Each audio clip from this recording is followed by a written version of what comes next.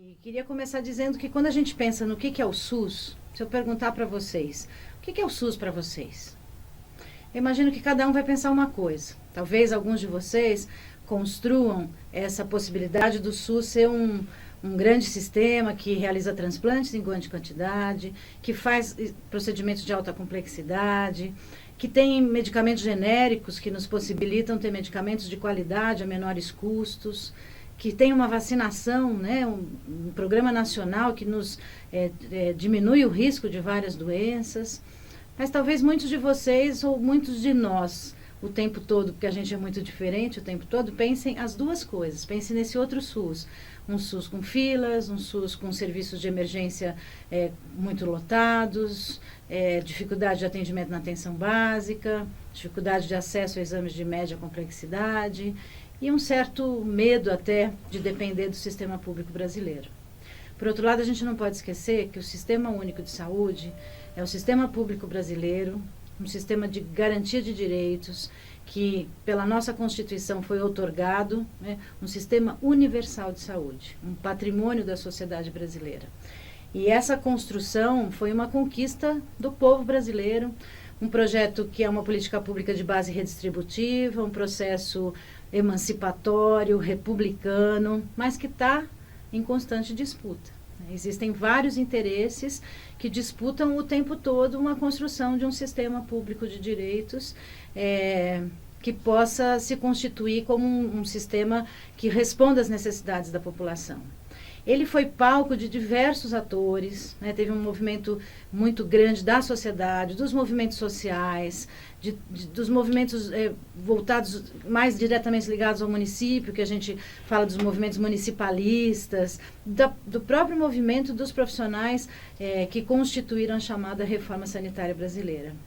E isso culminou na possibilidade de a gente ter uma Constituição onde, em que pese todo o cenário existente naquele momento, ainda fortemente atravessado por vários interesses privados e que queriam outras possibilidades para o nosso sistema, a gente consegue um sistema, então, que vem como um tripé da Seguridade Social, saúde, assistência e previdência, que inclusive inicialmente colocava que a saúde tinha que ter parte desse recurso, especificamente que nós temos um orçamento da Seguridade Social que tinha que dar conta desta proteção social, ou seja, um sistema de proteção social, onde as pessoas, então, os cidadãos brasileiros podem ficar tranquilos porque eles têm o amparo do Estado, né, em função dos impostos que a gente paga para responder pela construção dessas políticas públicas. De lá para cá, da nossa Constituição, quer dizer, até o movimento de chegar na Constituição e depois da Constituição, nós passamos por várias coisas que fizeram com que a gente tivesse um sistema mais ou menos, né, voltado e construído em cima deste ideário da reforma sanitária, ou não, né, uma reforma sanitária que se movimenta na década de 80, 86, a 8ª Conferência de Saúde, depois 88 Constituição e as nossas leis orgânicas em 90. Ou seja, já temos bastante tempo e ainda um processo em construção. Acho que um conceito importante é a gente olhar um pouco o que são os sistemas de saúde, né? Quando a gente está falando em sistemas de saúde englobam todas as organizações, as instituições e os recursos.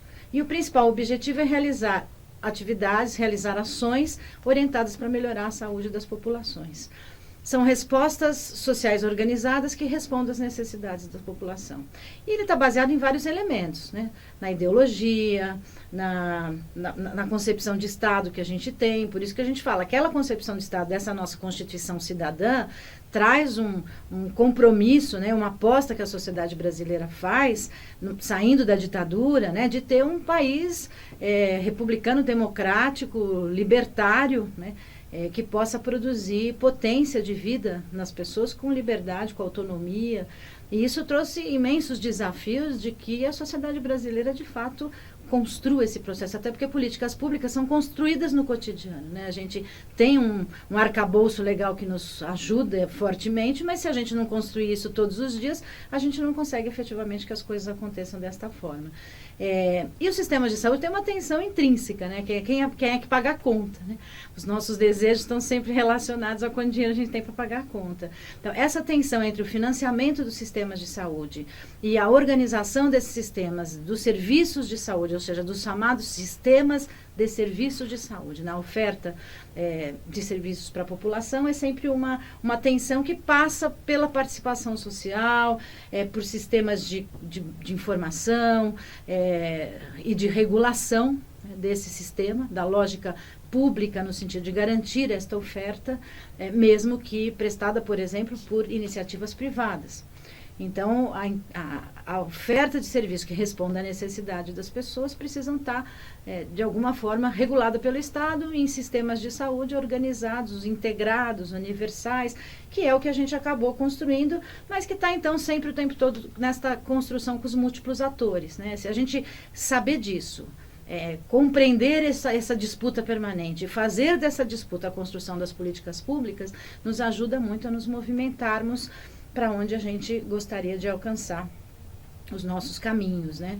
Pensando nas reformas dos sistemas de saúde, a gente está trazendo para vocês outras contribuições de textos e de artigos que a gente pede que vocês, nesse período, se aproximem. Acho que vai ajudar essa compreensão. Mas a gente tem um movimento, e acho que alguns marcos que vale a pena a gente falar, né? Quer dizer, a gente tem um movimento forte nesse sentido de 1910, que a gente fala do relatório Flexner, né? Acho que muitos de vocês já ouviram falar. A gente fala, esse modelo é muito flexneriano. Em 1910, o Colégio de Cirurgiões Americanos é chamado no sentido de dizer, olha, como é que a gente melhora a qualidade da assistência médica, a qualidade do cuidado médico. E nesse sentido, a gente tem o relatório Flexner que fala, olha, a gente tem que estar mais voltado para o agente biológico, para a especialização, para os hospitais, e desde então a gente construiu fortemente, formou as pessoas para um modelo biomédico centrado, hospitalocêntrico, médico centrado. Então essa é uma das primeiras reflexões. Isso impacta fortemente no que a gente está chamando da construção dos sistemas de saúde, né, que acabam sendo completamente voltados para o sistema de serviços de saúde e em particular para a oferta de cuidados médicos. A gente tem vários movimentos, em particular em países como Canadá, como Inglaterra, que vão construindo ao longo do tempo seus sistemas universais de direito. E aí constroem essa necessidade da universalidade, da própria integralidade, né, que a gente traz como princípios do SUS. Acho que um marco importante foi esse movimento da criação da constituição de sistemas voltado ao bem-estar social, o welfare state, né, os modelos que a gente chama de weberidianos e que estão voltados, então, a serem sistemas que garantam direitos e voltados à universalidade. Um marco importante, que é de 1920, que é o relatório Dawson, a gente sempre compara, fala, o relatório Flexner é muito voltado para o modelo biomédico, individual, especializado, né, traz fortemente a construção da especialização, da necessidade de você ser especialista, e que às vezes a gente tem na saúde, o especialista é super importante quando você tem uma coisa muito pontual e que só ele sabe resolver, mas que na maioria da nossa vida a gente queria um generalista que cuidasse da gente, né? O que traz um pouco o relatório Dawson é um pouco a organização de sistemas. Os sistemas, eles têm que ser mais integrais, então ele nos ajuda a construir um pouco esse olhar mais sistêmico, mas por outro lado também ele fala, olha, a gente tem uma hierarquia e constrói um modelo que a gente chama de piramidal. Fala, tem uma atenção básica, depois eu tenho uma atenção de média complexidade, e depois, por fim, uma atenção especializada, onde estão os grandes hospitais, os especialistas, o que também reforça essa relação de poder, né? Assim, aqui embaixo estão os cuidados básicos, que tem uma proximidade com a população, com os cuidados comunitários, com uma potência enorme, né? Mas não se construiu modelos de atenção que pudesse construir essa possibilidade. O SUS traz fortemente isso, o sistema que está voltado à organização de redes baseadas na atenção primária, e desde então vem se desenvolvendo nessa construção. Você constrói nesse sentido, então, esse movimento dos sistemas universais, que sai um pouco fora da lógica anterior e de alguns lugares que ainda assim o são, que a gente chama dos modelos mais bismarckianos, aqueles sistemas de saúde que estão voltados a oferecer assistência médica para trabalhadores. Então tem a lógica do trabalho, é o nosso antigo INAMPS aqui no Brasil, né? Quem trabalha paga para receber benefícios. Isso é completamente diferente de um sistema de direitos. Então, esse é um movimento importante para a gente compreender. E é completamente diferente de modelos como os Estados Unidos, que é um modelo privatista, né? Um modelo privado. Quem tem dinheiro paga, quem não tem, não é reza porque é um Estado laico, né? Apesar de ser bastante religioso, mas se vira um pouquinho, né? Hoje tem várias discussões como é que faz com essa população completamente sem nenhuma opção, né? Então, aí são sistemas privados liberais. Essas reformas todas acontecem em todo o mundo, em todos os países, América Latina fortemente, e até hoje se discute a importância, então, de que se assumam sistemas universais de saúde para a garantia de direitos. Portanto, o Sistema Único de Saúde é um sistema universal de garantia de direitos, um sistema de acesso para todos, com uma concepção ampliada de saúde, aí vem um outro desafio, né? Saúde no SUS, na Constituição, é resultante das várias condições de alimentação, habitação, educação, direito à terra, direito à moradia. Então, assim, a gente está dizendo, para ter saúde, eu preciso de um conjunto de ações que são absolutamente intersetoriais. Esse conceito ampliado de saúde, e o saúde como direito, saúde não é mercado, não é mercadoria, né? É direito e é ampliado, é uma opção e uma possibilidade de construir potência de vida nas pessoas. Isso traz desafios imensos e uma mudança de paradigma no olhar do que a gente está produzindo enquanto sistema de saúde.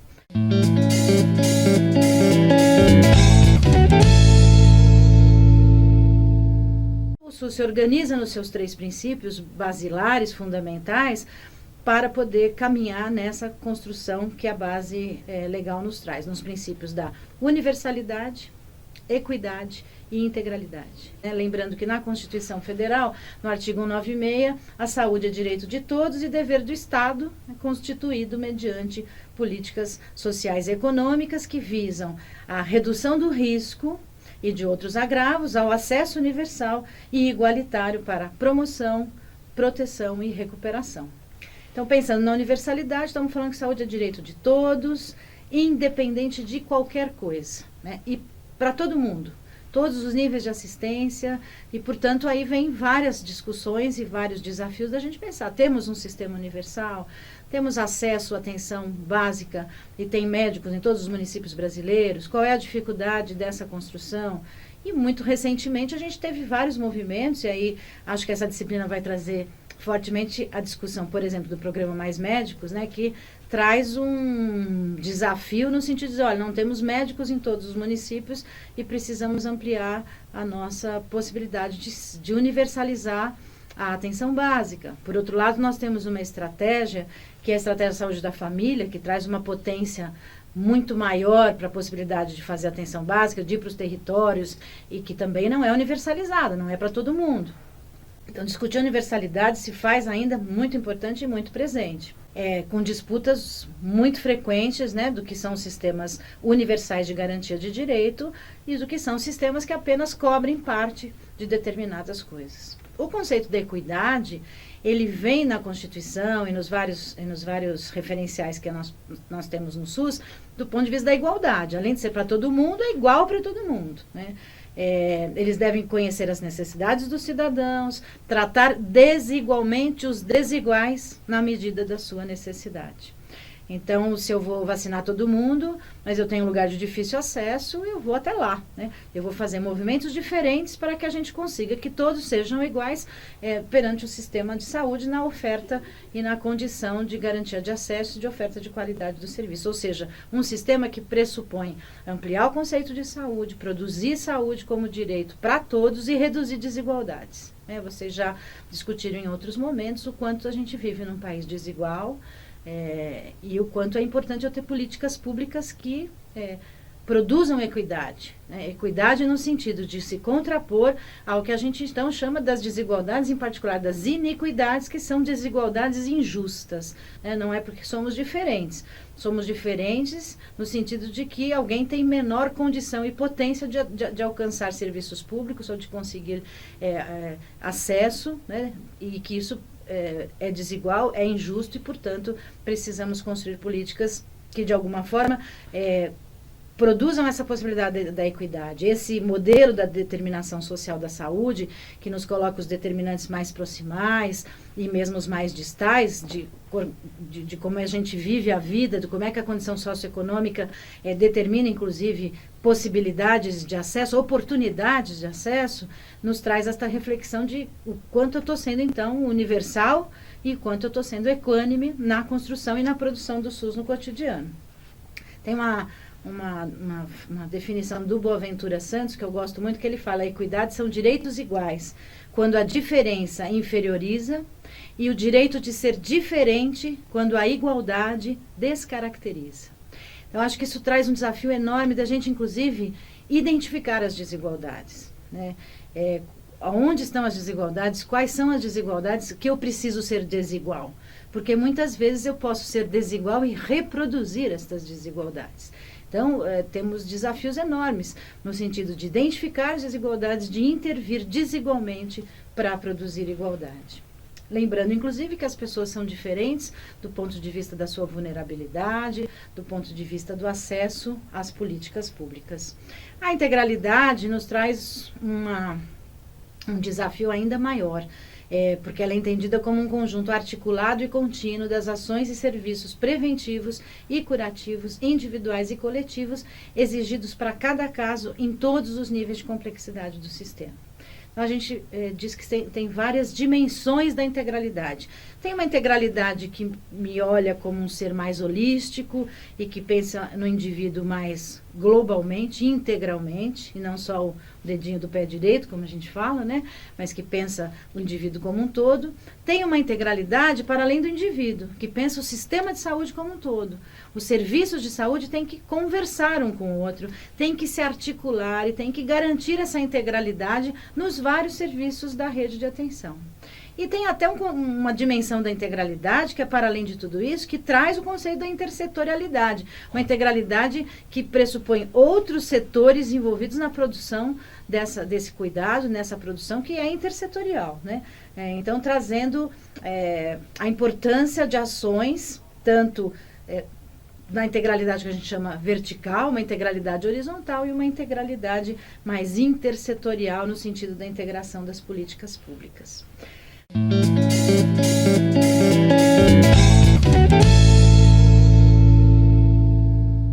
A gente tem outros princípios que alguns chamam de princípios organizativos, outros chamam de diretrizes, que são muito potentes no SUS e que precisam ser refletidos.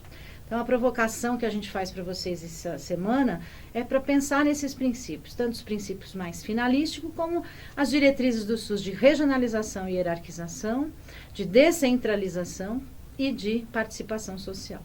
Nós temos no artigo 198 da Constituição dizendo, então, que as ações e serviços públicos de saúde integram uma rede que é regionalizada, hierarquizada e constitui um sistema único que é descentralizado, com direção única em cada esfera de governo. Na próxima aula vamos discutir um pouquinho mais especificamente a questão da regionalização, no sentido de discutir alguns desafios da regionalização, da regulação e das redes de atenção, mas o conceito da hierarquia vem muito daquela construção que a gente falou da pirâmide, né? Onde eu tinha então uma atenção básica que atende a todos, as condições menos complexas do ponto de vista de incorporação tecnológica são resolvidos em grande parte, e aí eu vou precisar de outros níveis de incorporação tecnológica e, portanto, se construiu esse conceito da hierarquização em cada território regional. Hoje a gente já não fala mais tanto assim, né? Nossa hierarquização ela é um pouco mais poliárquica, como dizem alguns autores. Por por exemplo, que temos redes um pouco mais fluidas, rizomáticas, misturadas, onde a questão, tem gente que fala, deita a pirâmide, né? Porque não é mais só atenção básica, média complexidade, alta complexidade. Uma hora eu vou lá, faço um exame no hospital universitário, volto, atenção básica resolve outras coisas, eu estou tratando de um câncer, mas eu vou fazer o Papa Nicolau na unidade. As pessoas vivem e usam os serviços de maneira muito em rede, né? As urgências são grandes portas de entrada também, não podemos negar isso, né? E aí como é que faz com a pirâmide, deita a pirâmide, vira a pirâmide de ponta cabeça, tanto mexemos com a pirâmide que virou uma bola, né? E aí a gente fala então numa rede que se conversa do ponto de vista do território regional. Portanto, quando a gente fala em regionalização e hierarquização, estamos tratando um pouco disso. Como é que o sistema se organiza em cada território e como é que as relações entre os serviços acontecem. A descentralização, portanto, acontece isso indo, inclusive, do ponto de vista municipal, temos sistemas municipais de saúde, e aí uma discussão do nosso sistema federativo, de quem são responsáveis por que ações, né? Nós temos um sistema descentralizado e uma construção de sistemas municipais de saúde. Temos sistemas municipais que se juntam em regiões de saúde, eles conversam em colegiados intergestores regionais. Nos estados, eles sentam e conversam em comissões intergestoras bipartites.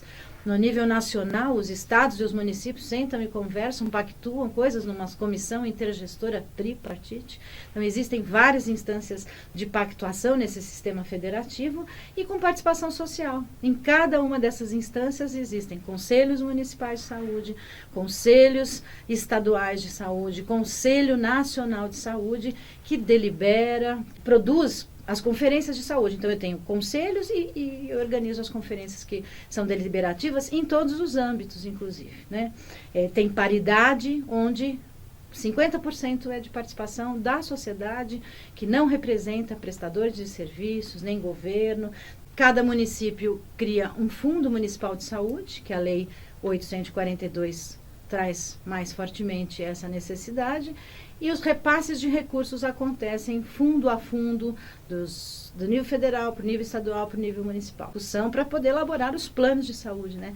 De base da população, participando dos conselhos, produzem as suas deliberações, os gestores produzem seus planos, se produz planos municipais, se produz planos estaduais, e o SUS, então, constrói esse arcabouço que vai se organizando ao longo do tempo. Nós temos 2 grandes colegiados que se organizam ao longo da construção do SUS, que são dos secretários municipais de saúde, que é o CONASENS, Conselho Nacional de Secretários Municipais de Saúde, que se reúne nas instâncias bipartite, representando os municípios, e o Conselho Nacional de Secretários Estaduais de Saúde, o CONAS. São sites interessantes para a gente dar uma passeada, ambos têm bastante coisa disponível, trazem para nós a conversa dos gestores, né?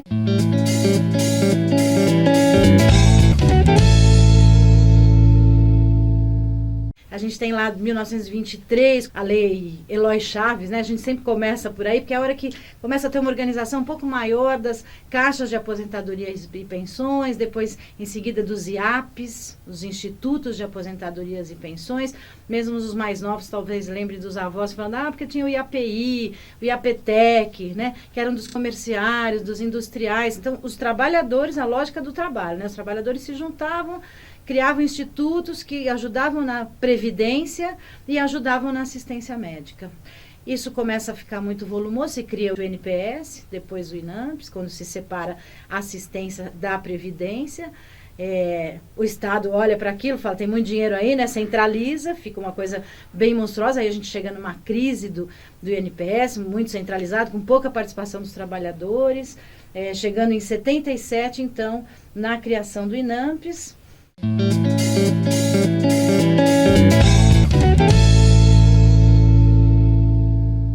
Começamos a discutir na Conferência de Alma-Ata, que é em 78, que a atenção primária era fundamental para melhorar o acesso, atenção, saúde para todos no ano 2000, a gente falava naquele momento. A gente já começa a falar em ações integradas de saúde, dizendo, olha, em todos os municípios tem que ter médico. E aí a gente culmina com a 8ª conferência em 86, né?